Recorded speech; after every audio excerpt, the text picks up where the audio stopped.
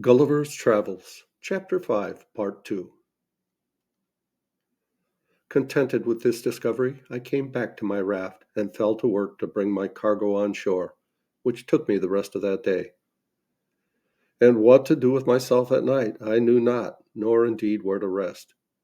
For I was afraid to lie down on the ground, not knowing but some wild beast might devour me, though, as I afterwards found, there was really no need for those fears. However, as well as I could, I barricaded myself round with the chests and boards that I had brought on shore, and made a kind of hut for that night's lodging. As for food, I yet saw not which way to supply myself, except that I had seen 2 or 3 creatures like hares run out of the woods where I shot the fowl.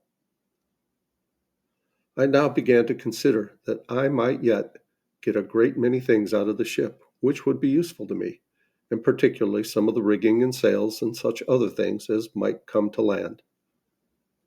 And I resolved to make another voyage on board the vessel if possible. And, as I knew that the first storm that blew must necessarily break her all in pieces, I resolved to set all other things apart till I got everything out of the ship that I could get. Then I called a council, that is to say, in my thoughts, whether I should take back the raft, but this appeared impracticable.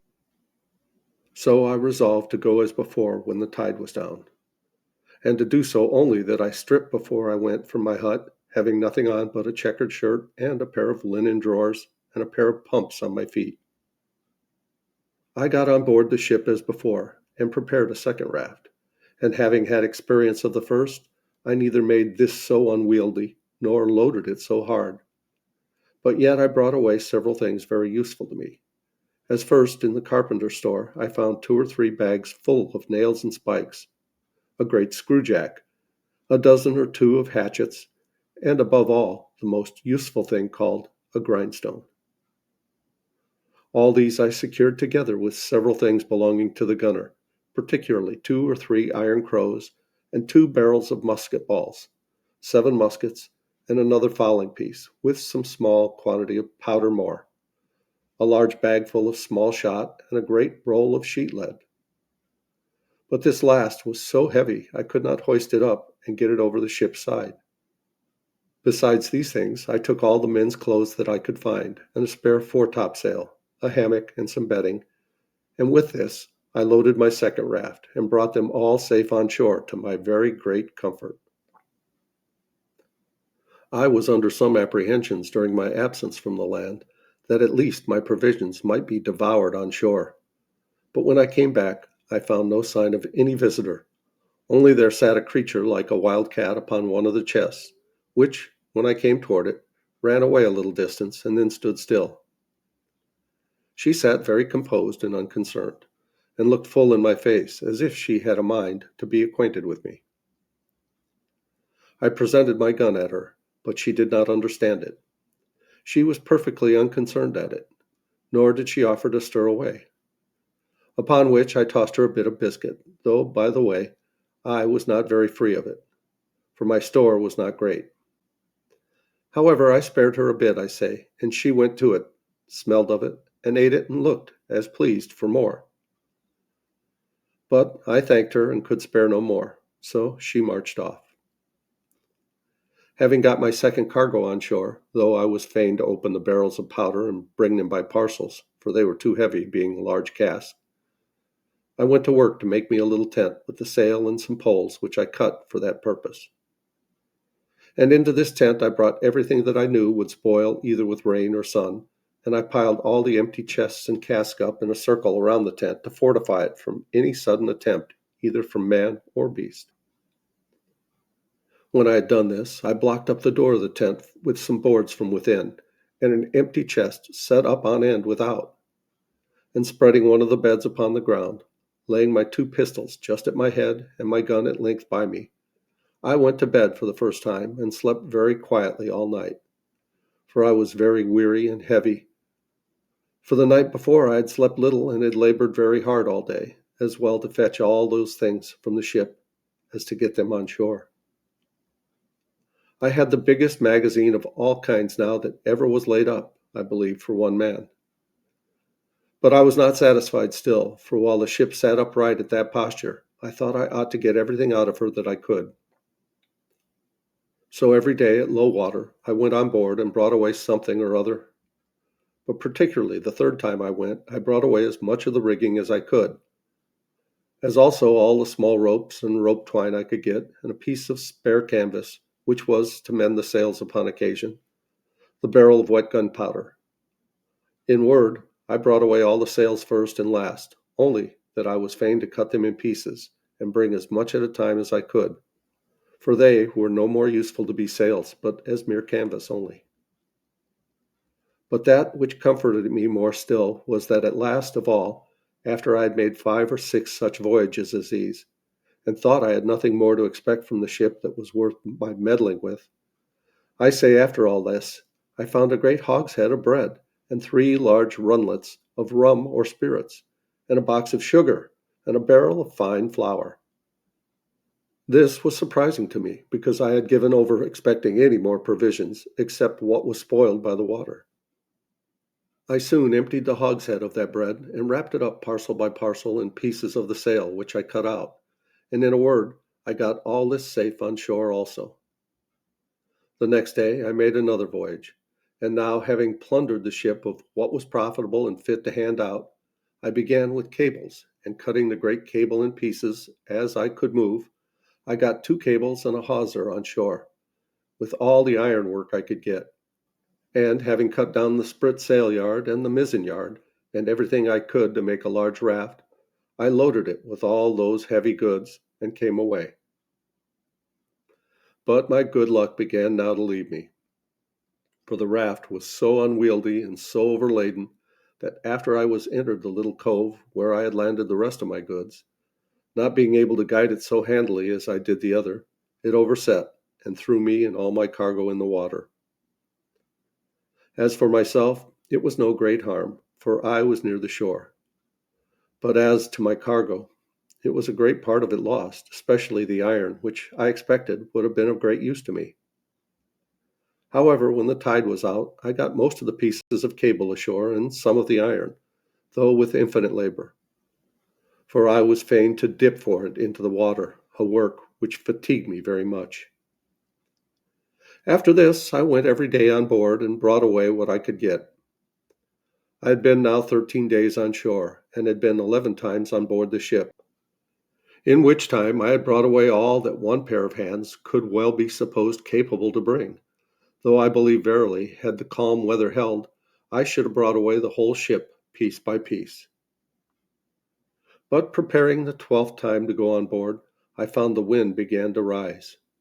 However, at low water, I went on board, and though I thought I had rummaged the cabin so effectually as that nothing more could be found, yet I discovered a locker with drawers in it, and in one of which I found 2 or 3 razors and 1 pair of large scissors, with some 10 or a dozen of good knives and forks.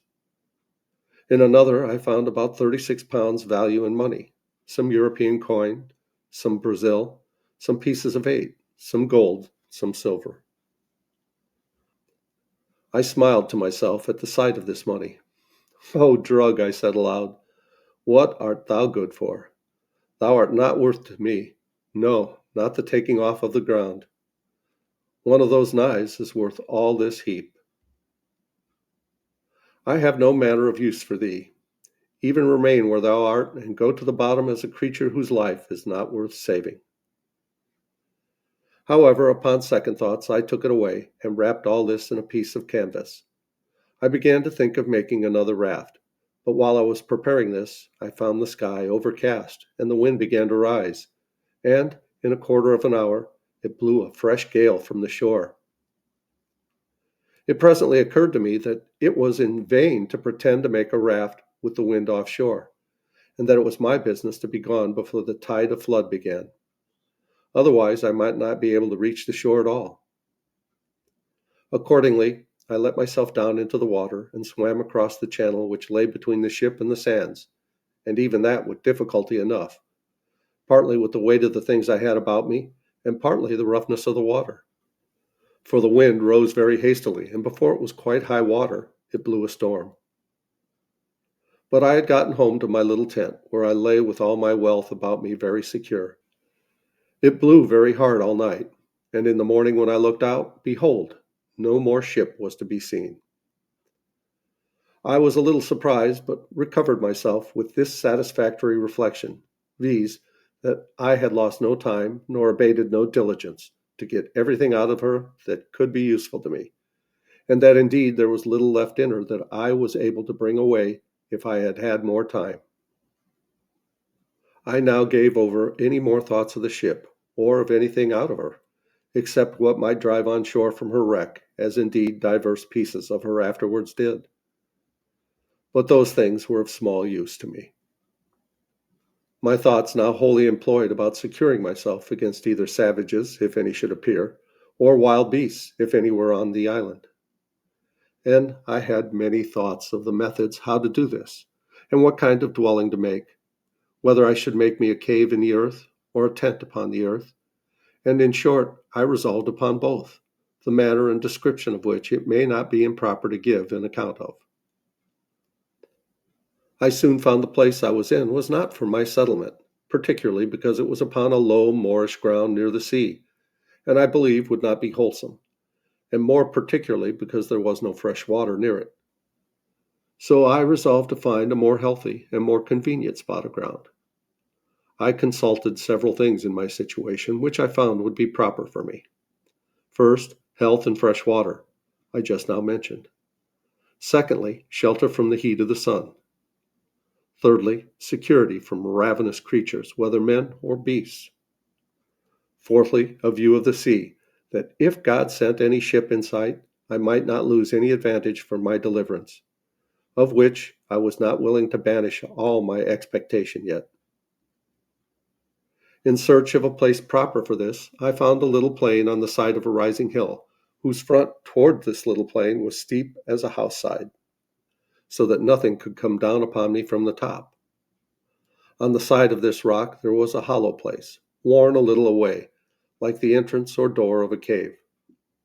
But there was not really any cave or way into the rock at all. On the flat of the green just before this hollow place, I resolved to pitch my tent.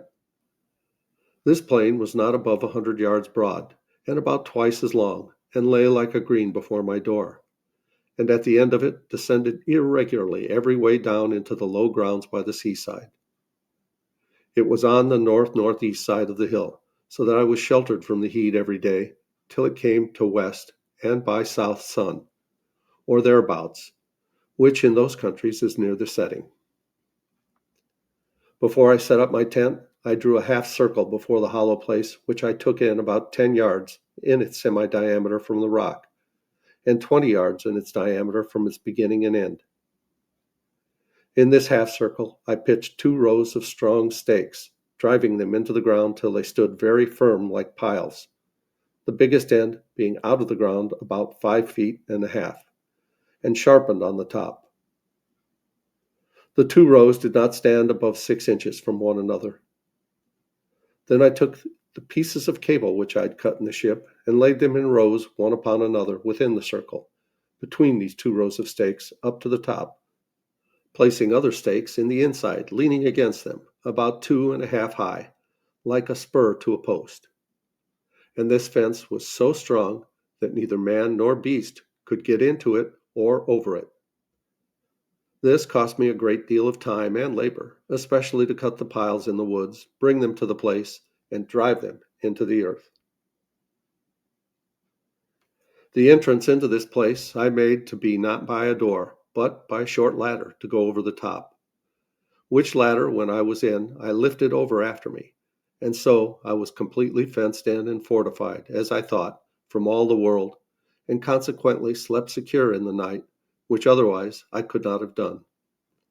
Though, as it appeared afterward, there was no need of all this caution from the enemies that I apprehended danger from.